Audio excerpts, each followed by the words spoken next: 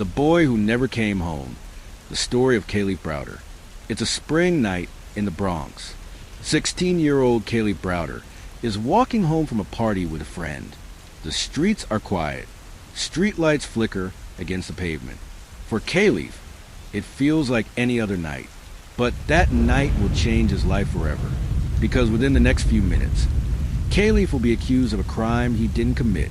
He will be thrown into a system built not to protect him, but to break him. A system that will steal his freedom, his youth, and ultimately, his life. This is the story of Kalief Browder. A boy, a son, a student, a victim of a broken justice system. And it is not just a story about him. It is about what happens when justice is for sale and poverty becomes a prison sentence. It's May 15, 2010.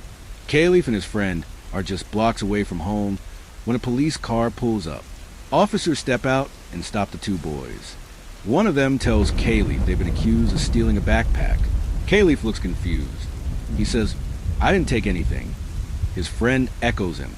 They're both calm, but their voices don't matter. The man who reported the theft is in the police car. He points to Kalief. That's all it takes.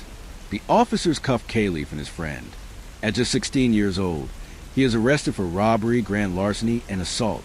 He is taken to the precinct, fingerprinted, processed, and charged. The next morning, a judge sets his bail at $3,000. For some families, that's manageable. For Kalief's family, it might as well be $1 million. They can't afford it. And because they can't, Kalief is sent to Rikers Island to await trial. Rikers Island. Even if you've never been, the name carries a reputation. Violence, corruption, despair. Imagine being 16, locked in a cage with grown men, many of them hardened by years of survival inside. That was Kalief's reality. From the moment he arrived, Kalief was targeted. Inmates saw him as weak, an easy mark. Guards didn't protect him. In fact, sometimes they were the ones hurting him.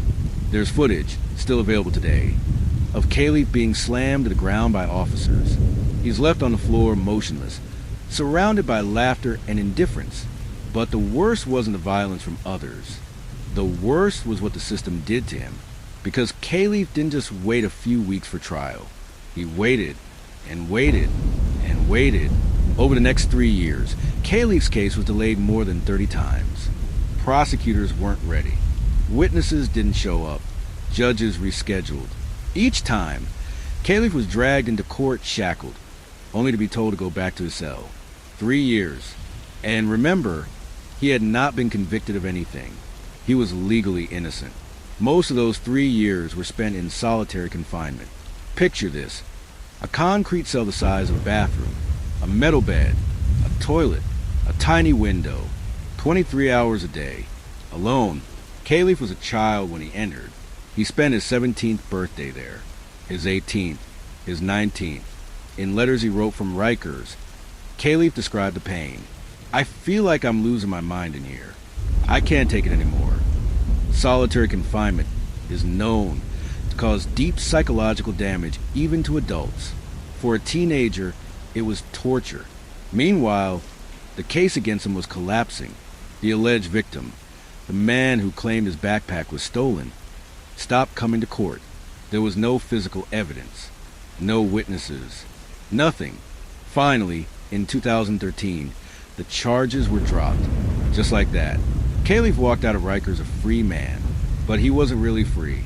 When he returned home, he was not the same boy who left. Friends said he was quieter, more withdrawn. He rarely laughed. He was haunted. He tried to go back to school. He tried to work. But depression followed him everywhere. He told his family he felt trapped, even outside the cell. In interviews, Kalief spoke bravely about what happened. He wanted the world to know how broken the system was. He became a symbol for reform, a voice for the voiceless. But inside, the scars were too deep.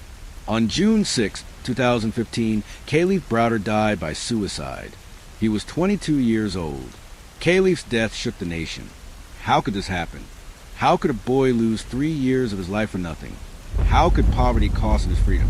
The answer lies in a system where bail decides who walks free and who suffers behind bars, where prosecutors drag out cases, and where innocent people go unpunished. Where justice is delayed, where poverty becomes a prison sentence. The answer lies in a system where bail decides who walks free and who suffers behind bars, where prosecutors drag out cases, and who suffers behind bars, where innocent people go unpunished. The answer lies in a system where bail decides who walks free and who suffers behind bars, where prosecutors drag out cases, Gambling that people will plead guilty just to escape the torture waiting, where children are thrown into adult jails and punished with solitary confinement. Kalief refused to plead guilty. He could have. If he had admitted to a crime he didn't commit, he would have gone home much earlier. But he wanted the truth. He wanted justice. He held on, believing the system would eventually see his innocence. And in the end, that fight for truth is what cost him his youth and his life. After his death, politicians and activists demanded change. President Obama himself spoke about Kalief when calling for an end to solitary confinement for juveniles. New York City eventually announced reforms to its bail system. Lawsuits were filed. Settlements were reached. But for Kalief, none of it mattered. Justice came too late. Today, his story stands as a mirror. How many more Kaliefs are still waiting behind bars, not convicted, but punished anyway? How many families are torn apart because they can't afford a few $1,000s in bail? How many young lives are destroyed while the rest of the world looks away? Kalief Browder's name should never be forgotten, because his story is not just a tragedy. It is a warning that until we change the system, the same story will repeat. More boys and girls will lose their freedom before they're found guilty. More parents will bury their children too soon. And more lives will be stolen, not by criminals, but by the very institutions meant to protect us. Kalief Browder wanted the world to know his story. And now we do. It is up to us to make sure it never happens again. Tell me what you think in the comments section.